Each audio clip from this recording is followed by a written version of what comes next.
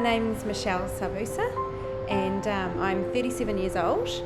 I have spina bifida.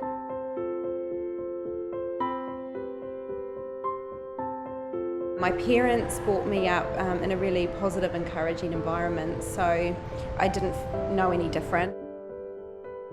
When I realised I was different was probably at intermediate school. And I couldn't keep up with my friends. They would run to the other end of the field and I couldn't keep up, and I'd fall over and that sort of thing. So that's when I compared myself to other girls. I sort of felt ugly, in a physical sense, and I sort of started worrying about what other people thought of me.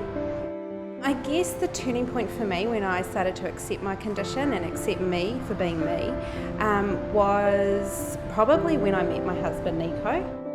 I met her in her apartment, and there was something amazing about this person. I actually lost sleep for a whole month.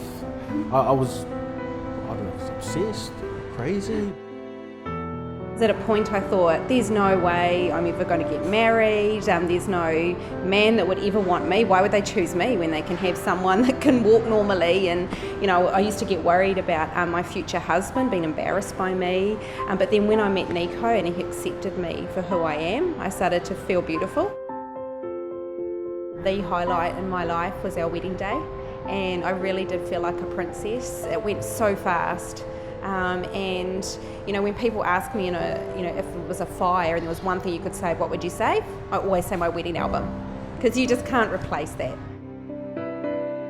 Being told by my GP to prepare myself that possibly I wouldn't be able to carry or conceive. Just the fact that we couldn't have kids, I wasn't going to lose her, that I was going to love this woman for who she is as a person.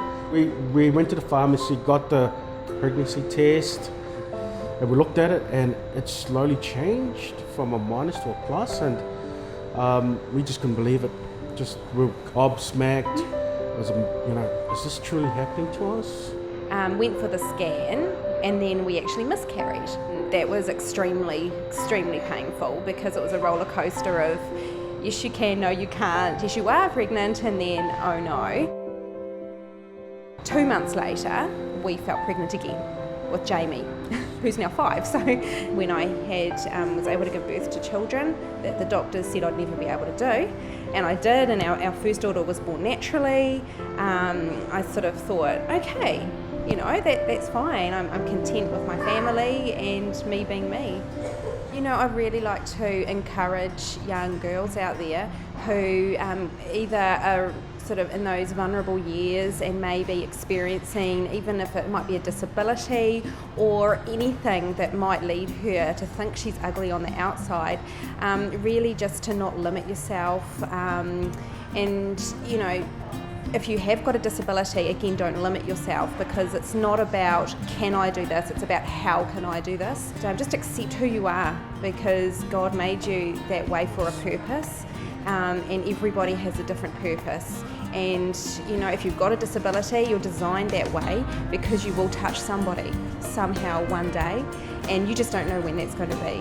But it will just be an amazing experience, and then you'll realise that it was really meant to be. The way that she looks after our kids, the way that she is as a mom, the way that she is as a friend, every day and every year I fall more and more in love with her, and I just look forward to growing old with her.